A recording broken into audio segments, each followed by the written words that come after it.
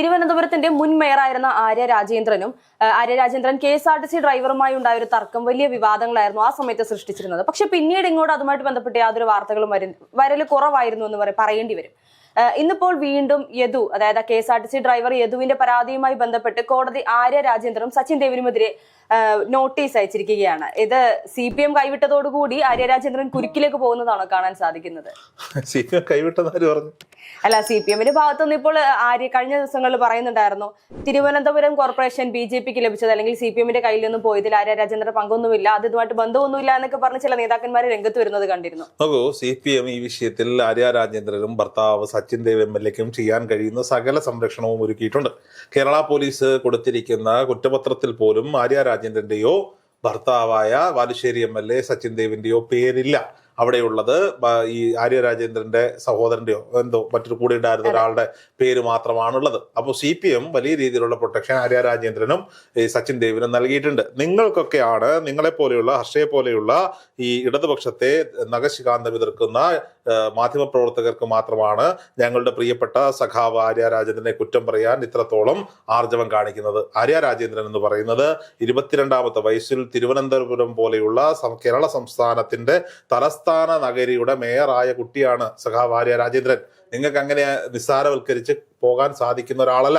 അപ്പോൾ സ്വാഭാവികമായിട്ടും ആര്യ രാജേന്ദ്രൻ വിവാഹം കഴിച്ചിരിക്കുന്നത് കേരളത്തിന്റെ യുവമുഖങ്ങളിൽ ഏറ്റവും പ്രസക്തമായ CPMന്റെയും DYFIയുടെയും ഒക്കെ നേതാവായിട്ടുള്ള സച്ചിൻ ദേവിനെയാണ്. സച്ചിൻ ദേവും ആര്യ രാജേന്ദ്രനും കൂടി ഒരു വാഹനത്തിൽ യാത്ര ചെയ്യുമ്പോൾ, ഒരു ഡ്രൈവറോടൊപ്പം യാത്ര ചെയ്യുമ്പോൾ KSRTC ബസ് ഓവർടേക്ക് ചെയ്ത് കാണിക്കുകയും അയാൾ ആ ബസ് ഓടിച്ചിരുന്ന യദു എന്ന് പറയുന്ന KSRTCയിലെ ഒരു താൽക്കാലിക ജീവനക്കാരൻ ലൈംഗിക ചൊവ്വയോടുകൂടി ആംഗ്യം കാണിക്കുകയും ചെയ്താൽ ഇത് ചോദിക്കാതെ മറ്റെവിടെയാണ് പോവുക?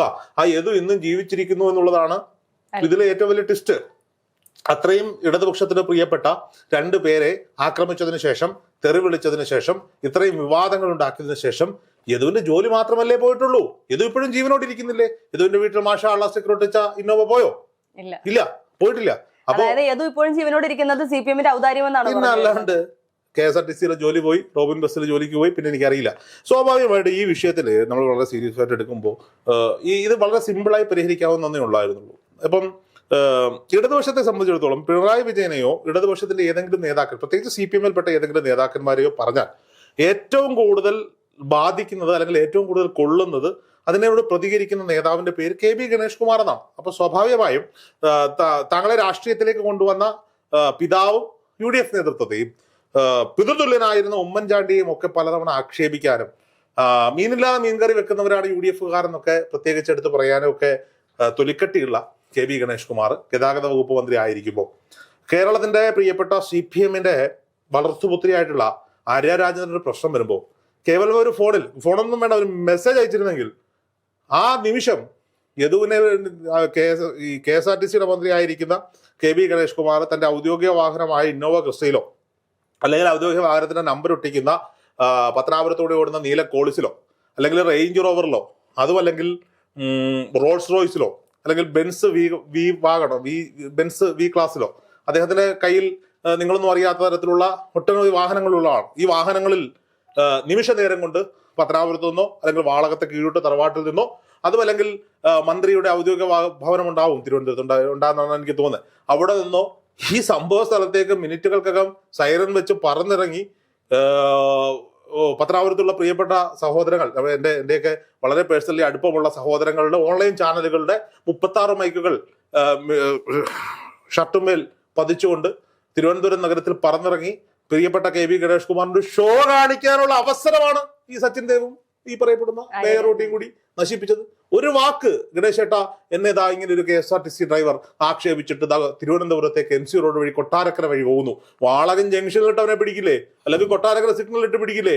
ഇത് ചുമ്മാ ഇറങ്ങിപ്പോയിട്ട് ബാലുശ്ശേരിയിൽ നിന്ന് വന്നൊരു MLAയും തിരുവനന്തപുരത്തിന്റെ മേയറും കൂടി ഇറങ്ങി ഷോ കാണിച്ചു. അവസാനം ഈ ബസ്സിന്റെ CCTVയിൽ ഉണ്ടായിരുന്ന മെമ്മറി കാർഡ് കാണാതെ പോയി. ആര് കൊണ്ടുപോയി? അത് ഏത് മോട്ടിച്ചു. ബസ് കൊണ്ടൊന്ന് ഒതുക്കിയിട്ട് പിന്നെ 2 ദിവസം കഴിഞ്ഞ് വന്നിട്ട് ഇത് കാർഡും പൊട്ടിച്ചുകൊണ്ട് പോയി എന്നാണ് ഭാഷ്യം. എന്തായാലും ഈ കേസിന്മേൽ എന്തില്ല കുറ്റപത്രം കൊടുത്തപ്പോ പണ്ടേ ഹർഷയ്ക്കൊക്കെ ഓർമ്മയുണ്ടോന്ന് അറിയില്ല, പണ്ട് ഒരു കുപ്പിയിലൊക്കെ കിട്ടുന്ന ഒരു പാൽപ്പൊടി ഉണ്ടായിരുന്നു. കുപ്പിയിലാ കിട്ടുക, അനുസ്പ്രേ എന്നാണ് എൻ്റെ പേര്.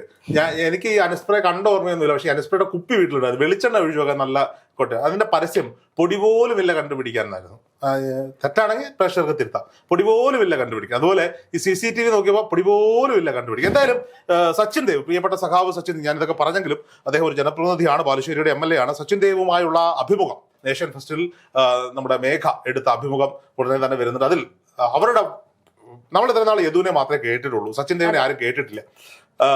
അപ്പൊ സ്വാഭാവികമായിട്ടും സച്ചിൻ ദേവിന് തുറന്നു പറയാനുള്ളത് ഇന്ന് വൈകുന്നേരം നേഷൻ ഫെസ്റ്റിലൂടെ സച്ചിൻ ദേവ് പറയുന്നുണ്ട് ഈ വിഷയത്തിൽ. അതിനുശേഷം നമുക്ക് വീണ്ടും സച്ചിൻ ദേവിന്റെ വാക്കുകൾ കൂടി കേട്ടിട്ട് ചർച്ച തുടരാം. അല്ല, ഇത്രയൊക്കെ ആയ സ്ഥിതിക്ക് എന്റെ ഒരു സംശയം, ഈ ഒരു കുറ്റപത്രം സമർപ്പിച്ചപ്പോൾ ആര്യ രാജേന്ദ്രന്റെ സഹോദരനെ മാത്രം പ്രതിസ്ഥാനത്ത് നിർത്തിക്കൊണ്ടൊരു കുറ്റപത്രം സമർപ്പിക്കുന്നു. സ്വാഭാവികമായും ആര്യയും സച്ചിൻ ദേവും നിരപരാധിയാകുമ്പോൾ എന്തുകൊണ്ട് പിന്നെ ഈ സഹോദരനെ ഒരു ബലിയാടാക്കി അവിടെ ഇട്ടു എന്നുള്ളത് വലിയൊരു... ആ വാഹനം ഓടിച്ചിരുന്നത് ആര്യയുടെ സഹോദരനാണെന്നാണ് ഞാൻ മനസ്സിലാക്കുന്നത്. അപ്പൊ സ്വാഭാവികം ഇതിൽ നിയമപരമായി ഉണ്ടാകുന്ന തെറ്റുകൾ എന്ന് പറയുന്നത് വണ്ടിയുടെ ഇടത്തെ സൈഡിൽ കൂടി ഓവർടേക്ക് ചെയ്ത് സീബ്ര ലൈനിലേക്ക് കയറ്റി വാഹനം പാർക്ക് ചെയ്തു എന്നുള്ളതാണ്. പിന്നീട് ചോദിക്കുകയും യദുവിന് ഒരു പക്ഷെ മനസ്സിലായിട്ടുണ്ടാവില്ല. സച്ചിൻ ദേവിനെ ഒന്നും അങ്ങനെ ആളുകൾക്കൊന്നും അധികം മനസ്സിലാവില്ല. സ്വാഭാവികമായിട്ട് ഇപ്പൊ സച്ചിൻ ദേവ് MLA വാഹനമൊന്നും ഇല്ലാതെ അകമ്പടിയൊന്നും ഇല്ലാതെ പെട്ടെന്ന് നമ്മുടെ മുന്നിലൂടെ നടന്നു പോയാലും ഇതാരാണ് എന്ന് മനസ്സിലാക്കാൻ ഇച്ചിരി ബുദ്ധിമുട്ടാണ്. അവിടെയാണ് ഈ കോൺഗ്രസിന്റെയും CPM നേതാക്കന്മാരുടെ വ്യത്യാസം. ഇപ്പം അതേ റേഞ്ചിൽ MLA മാരായിരിക്കുന്ന ഷാഫി പറമ്പിൽ MP പോയാൽ നമുക്ക് മനസ്സിലാവും. രാഹുൽ മാങ്കൂട്ടത്തിൽ MLA അദ്ദേഹം പെണ്ണ് കേസിപ്പെടുന്നതിന് മുമ്പേ എല്ലാവർക്കും കണ്ട മനസ്സിലാവും. അത് പറയണോ? അല്ലെങ്കിൽ പറയും എന്നിട്ട് അവൻ പെണ്ണ് കേസിപ്പെട്ടെന്ന് പറയും. അല്ല, ഷാഫി പറമ്പിലെ മനസ്സിലാവുന്ന സംശയമാണ്. കാരണം അറിയാതിരുന്നത് കൊണ്ടാണല്ലോ അന്ന് ആ ഒരു പേരാമ്പ്രയിലുണ്ടായ വിഷയത്തിൽ MP ആണെന്ന് മനസ്സിലായില്ല, അതുകൊണ്ട് തല തകർത്തു എന്നുള്ള വാർത്തകൾ വന്നത്.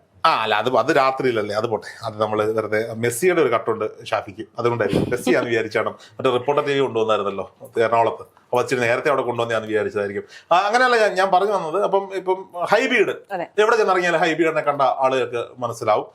KS ശബരിനാഥൻ MLA ആയിരുന്നു, എവിടെ ചെന്നാലും മനസ്സിലാവും. എന്തിനാ ഡോക്ടർ സരിൻ എവിടെ കണ്ടാലും സ്ഥാനാർത്ഥിയായിട്ടുള്ളൂ. ഇപ്പൊ ഇടതുവശത്താണ് എങ്കിൽ പോലും എല്ലാവർക്കും മനസ്സിലാവും. പക്ഷെ ഈ സച്ചിൻ ദേവിനെയൊക്കെ പോലുള്ളവരെ അത് ഞാൻ കുറ്റം പറയുന്നതല്ല കേട്ടോ, എന്തോ അവരുടെ ഫേസിനെ അങ്ങോട്ട് യൂസ് ചെയ്തിട്ടില്ല ഇടതുപക്ഷ പ്രൊഫൈലുകൾ എന്നുള്ള. യുവാക്കൾക്ക് കുറച്ചുകൂടി പരിഗണന ഈ സൈബർ ഇടങ്ങളിൽ കൊടുക്കണം. എന്നും ഈ വന്ധ്യവയോധികനായ മുഖ്യമന്ത്രിക്ക് പിന്നാലെ മാത്രം പോയാൽ മതിയോ? ഇവരുടെ സ്റ്റേറ്റ്മെന്റുകളിലൂടെയൊക്കെ ഈ സൈബർ ഇടങ്ങൾ കുറച്ചുകൂടി പ്രൊമോട്ട് ചെയ്യണമെന്നേ. അതിലെനിക്ക് തോന്നുന്നു ജയ്ക്കാണ് അതിൽ ഭാഗ്യം കിട്ടിയിട്ടുള്ള ഒരാള്. ജയ്ക്കിനെ വലിയ രീതിയിൽ ആളുകൾ പ്രൊമോട്ട് ചെയ്തിട്ടുണ്ട്. ആ പ്രൊമോഷന്റെ കൂടുതലുണ്ടാവാം. ജയ്ക്ക് നല്ല നേതാവാണ്. സീരിയസ്ലി ഞാൻ പറയാണ്, ഞാൻ ജയ്ക്കുമായി ബന്ധപ്പെട്ട് എനിക്ക് ഭയങ്കര കുറ്റബോധമുണ്ട്. അത് ആവശ്യമില്ലാതെ എന്റെ ഒരു വീഡിയോ എടുത്ത് ജയ്ക്കിനെതിരെ ക്യാമ്പയിൻ ചെയ്ത് എനിക്ക് ഭയങ്കര കുറ്റബോധമുള്ള ജയ്ക്കിന്റെ ഇന്റർവ്യൂ ഞാൻ നേഷൻ ഫെസ്റ്റിൽ തന്നെ എടുത്തിട്ടുണ്ട്. ജയ്ക്കുമായി സംസാരിക്കുമ്പോഴൊക്കെ ഇത്ര എളിമയുള്ള ഒരു മനുഷ്യനാണെന്ന് ഈ ചാനൽ ചർച്ചകൾ കാണിക്കുന്ന ഇതൊന്നും അല്ല ജയ്ക്ക്. പേഴ്സണലി ആഴത്തിൽ വായനയുള്ള നല്ല ചെറുപ്പക്കാരൻ. ജയിക്കേണ്ടവൻ ജയിക്കാണെന്ന് പുതുപ്പള്ളി തെരഞ്ഞെടുപ്പ് സമയത്ത് തന്നെ ഞാൻ സ്റ്റോറി ചെയ്തിട്ടുണ്ട്. പക്ഷെ അത് ഉമ്മൻചാണ്ടിയുടെ പുതുപ്പള്ളി ആയിപ്പോയി. എന്ത് ചെയ്യാൻ പറ്റും? ജയിക്കിനൊക്കെ വേറൊരു അക്കോമഡേഷൻ കൊടുക്കണം. വേറൊരു മണ്ഡലത്തിൽ, വിജയസാധ്യതയുള്ള മണ്ഡലങ്ങളിൽ കൊണ്ടുപോയി മത്സരിപ്പിക്കണമെന്നേ. ഈ കോൺഗ്രസ് പണ്ടെങ്കിലൊക്കെ ചെയ്യുമായിരുന്നു. 2-3 തവണ പിണറായിക്കെതിരെയും വിജയസിനെതിരെയൊക്കെ മത്സരിപ്പിച്ചിട്ട് ഒന്ന് തോറ്റ് പരിചയമായി കഴിയുമ്പോൾ കൊണ്ടുവന്ന് വേറെ എവിടെയും മത്സരിപ്പിക്കുമായിരുന്നു. അങ്ങനെയൊക്കെ ജയിക്കിലേക്ക് അക്കോമഡേറ്റ് ചെയ്യണം. അപ്പൊ സ്വാഭാവികമായിട്ടും ഇരുട്ടിൽ യദുവിന് മനസ്സിലായിട്ടുണ്ടാവില്ല ഇത് സച്ചിൻ ദേവും ആര്യ രാജേന്ദ്രനുമാണ്. അപ്പോ സ്വാഭാവികമായിട്ടും അവരുടെ മനസ്സിൽ എന്താ ഉണ്ടാവുക? ഇയാളുടെ കാര്യം വിട്, ആര്യ രാജേന്ദ്രനെ മനസ്സിലാകേണ്ടതാണ്. ഒരു മനസ്സിലായിട്ടുണ്ടാവില്ല. അപ്പൊ അതിന്റെ പേരിൽ ഉണ്ടായ ഒരു തർക്കം, ഒരു ഈഗോ വർക്കൗട്ട് ആയതായിരിക്കും. ഈ നഗരത്തിന്റെ മാതാവായിരിക്കും, എന്നെ കണ്ടിട്ട് നിനക്ക് മനസ്സിലായില്ലേടാ എന്നൊരു ചിന്ത ആയിരിക്കും ഉണ്ടായിട്ടുണ്ടാവും. ഈ വാഹനം ഓവർടേക്ക് ചെയ്ത് എന്റെ KSRTC ബസ്സിനെ ഓവർടേക്ക് ചെയ്ത് പിടിക്കാൻ നിങ്ങൾ ആരാണെന്നൊരു ചിന്ത ഏതൊക്കെ മനസ്സിലുണ്ടാവും. അതാണ് അവിടെ സംഭവിച്ചിരിക്കുന്നത്. പലപ്പോഴും ഈഗോ വർക്കൗട്ട് ആവുന്നേ. ഇപ്പൊ ഞാൻ പറയാം, പണ്ടൊരിക്കൽ ഞാൻ ഇവിടെ നമ്മൾ ചാനലിൽ വർക്ക് ചെയ്യുന്ന സമയത്ത് ഞങ്ങൾ 3-4 പേരും കൂടി ഒരു ഹോട്ടലിൽ ഇരുന്ന് ആഹാരം കഴിച്ചുകൊണ്ടിരിക്കുക. ആ സപ്ലയർ ഇങ്ങനെ വന്ന് 2-3 തവണ ഇങ്ങനെ നോക്കിയിട്ട് പോയി. അപ്പൊ ഞാൻ ഇങ്ങനെ മനസ്സിൽ പറയാം, എന്റെ വീഡിയോ ഒക്കെ കാണുന്ന ആളായിരിക്കും. ഇയാൾ സാമ്പാർ വിളമ്പാൻ വന്നപ്പോഴേ എന്റെ മുന്നിൽ ഇരിക്കുന്ന സബ് എഡിറ്റർ പുതിയ കൊച്ച വന്നിട്ട് 1 മാസമായിട്ടുള്ള കുട്ടിയോട്, നവകേരള ന്യൂസ് വീഡിയോ ചെയ്യുന്ന ആളല്ലേ? ഞാൻ 2 വർഷമായിട്ട് അതിനകത്ത് വീഡിയോ ചെയ്തോണ്ടിരിക്കും. എന്നെ ഞങ്ങൾക്ക് മനസ്സിലായില്ല, ആ കൊച്ചിനെയാണ് മനസ്സിലായത്. അപ്പൊ നമുക്ക് സ്വാഭാവികമായിട്ടും ഒരു ഈഗോ ഒക്കെ വർക്കൗട്ടോ. അന്ന് വൈകുന്നേരം ആ കൊച്ചിന്റെ 2 വഴക്കൊക്കെ നമ്മൾ പറയും, ഈ മറ്റേ പറഞ്ഞ സങ്കടത്തിൽ എന്ന് പറയുന്നതിന് തൊട്ട് മേയർ ആര്യ രാജേന്ദ്രനും നമ്മുടെ സച്ചിൻ ദേവനും ഒക്കെ മനസ്സിലൊരു ഈഗോ വർക്കൗട്ട് ആയിട്ടുണ്ടാകും എന്നുള്ളതാണ്. അപ്പോൾ പക്ഷെ പോലീസ് ഈ വിഷയത്തിൽ ഇതൊക്കെയാണ് ഈ സർക്കാരിന്റെ പ്രതിച്ഛായ തകർക്കാനുണ്ടായ ഒരു സാഹചര്യം. നിലപാടുകളൊക്കെ എടുക്കുമ്പോൾ എല്ലാവർക്കും ഒരുപോലൊക്കെ എടുക്കുക. ഇപ്പൊ ശബരിമല വിഷയത്തിൽ പോലും എന്തിനാണ് ഈ കാട്ടുകള്ളന്മാരെ ഇവരിങ്ങനെ സപ്പോർട്ട്? പിണറായി വിജയൻ എടുത്ത നില SIT സ്പെഷ്യൽ ഇൻവെസ്റ്റിഗേഷൻ ടീമിനെ വെക്കുന്നു, അറസ്റ്റ് ചെയ്യുമ്പോൾ ഇവരെ സംരക്ഷിക്കാൻ പോകുന്നതിന് എനിക്ക് മനസ്സിലാവുന്നില്ല. ഈ പത്മകുമാറും വാസുവും ഒക്കെ കേരള രാഷ്ട്രീയത്തിൽ ഇത്ര പ്രിയപ്പെട്ടവരായിരുന്നോ? നിങ്ങൾ ഔദ്യോഗിക സ്ഥാനത്ത് നിന്ന് സസ്പെൻഡ് ചെയ്യും. ഇവർക്ക് കോടതി വീണ്ടും ജാമ്യം നിഷേധിച്ചുകൊണ്ടിരിക്കുകയാണ്. അല്ല, ഒരുപക്ഷെ ഇവരെ ആ ഒരു സ്ഥാനത്തിൽ നിന്ന് മാറ്റി നിർത്തിയാൽ അത് ചിലപ്പോൾ CPM തന്നെ തിരിച്ചടിയാകും. ഞാൻ ചോദിക്കാം, കേരള രാഷ്ട്രീയത്തില് വാസുവും പത്മകുമാറും ഒക്കെ ആരാ? നീ അറിയാൻ വേണ്ടി ഹർഷ ജേർണലിസ്റ്റ് ആണ്. ഹർഷ ഇവരൊക്കെ പേര് കേൾക്കുന്ന ഇപ്പൊ ശബരിമല കൊള്ളയുടെ സമയത്തല്ലയോ? ഇതിനു മുമ്പ് കേട്ടിട്ടൊന്നും ഇല്ലല്ലോ. ഞാനല്ല കൊല്ലത്ത് കിടക്കുന്നുണ്ട്, എനിക്കറിയാം ഇവന്മാരെ, പത്തനംതിട്ടയിലൊക്കെ കിടക്കുന്നുണ്ടോ അവന്മാരായതുകൊണ്ട്. അല്ലാതെ വേറെ കാര്യമൊന്നുമില്ല. ഇവന്മാർക്കൊന്നും അല്ല. മനസ്സിലാക്കണം, ഇവിടെ കേരളത്തിലെ യുവാക്കളെ കോൺഗ്രസിനോട് അടുപ്പിക്കാൻ വലിയ രാഹുൽ മാങ്കൂട്ടത്തിൽ ഇല്ലാതെ ഒരു യൂത്ത് കോൺഗ്രസിനെ പറ്റി ചിന്തിക്കാൻ പറ്റുമായിരുന്നു ഒരു സമയത്ത്. പുഷ്പം പോലെ കോൺഗ്രസ് എടുത്ത് പുറത്തു കളഞ്ഞില്ലയോ? അതായിരിക്കണം നിലപാട്. അല്ലാതെ ഇവനെയൊക്കെ എന്തിനാ താങ്ങുന്നത്? തെറ്റ് ചെയ്ത് നീ തെളിച്ചിട്ട് വാ, നീ അഗ്നിശുദ്ധി വരുത്തിയിട്ട് വാ എന്ന് പറയണം. അങ്ങനെ പറയാനുള്ള ആർജവം കാണിക്കണമെന്നേ. ഇപ്പൊ ഒരു പെണ്ണ് പിടിച്ചവന് ഇപ്പൊ മുകേഷിനെതിരെ കുറെ ആരോപണങ്ങളൊക്കെ വരുന്നു. അതില് പകുതി കഴമ്പുള്ളതും പകുതി കഴമ്പില്ലാത്തതുമാണ്. അപ്പൊ സ്വാഭാവികമായിട്ട് അയാളെയൊക്കെ സംരക്ഷിക്കുന്നതിന് വലിയ കുറ്റമൊന്നും പറയാനൊന്നുമില്ല. അയാൾ MLA ആണ്, ഇങ്ങനെ പോട്ടെ, ഒരു കലാകാരനാണ്. അതുപോലാണല്ലോ ശബരിമല അയ്യപ്പന്റെ സ്വർണ്ണം കട്ടവനെയൊക്കെ കൊണ്ടുവന്ന് സംരക്ഷിച്ചുകൊണ്ട് നടക്കുക. ഈ പഴി കേൾക്കേണ്ട കാര്യം ഞങ്ങളുടെ പ്രിയപ്പെട്ട പിണറായി വിജയൻ സഖാവിന് എന്ത് ആവശ്യമാണുള്ളത്? എന്റെ ചോദ്യമാണ്, ഗോവിന്ദ മാഷിന് എന്ത് ആവശ്യമുള്ളേ? നിങ്ങളൊക്കെ ഞങ്ങളുടെയൊക്കെ മനസ്സിലെ ഒരു സമയത്ത്, ഇപ്പോഴല്ല പണ്ട്, അത്രയ്ക്ക് ആരാധിക്കുന്ന മനുഷ്യരായിരുന്നേ. ഇവരൊക്കെ ഈ കള്ളന്മാരെയൊക്കെ എടുത്ത് പുറത്തു കളയണം എന്നാണ് എനിക്ക് ഈ വിഷയത്തിൽ പറയാനുള്ളത്. എന്തായാലും നമ്മുടെ ഇന്റർവ്യൂ വരട്ടെ. ഞാൻ പറഞ്ഞതുപോലെ ഇന്റർവ്യൂ വന്നതിന് ശേഷം നമുക്ക് ഈ വിഷയം വീണ്ടും ചർച്ച ചെയ്യാം.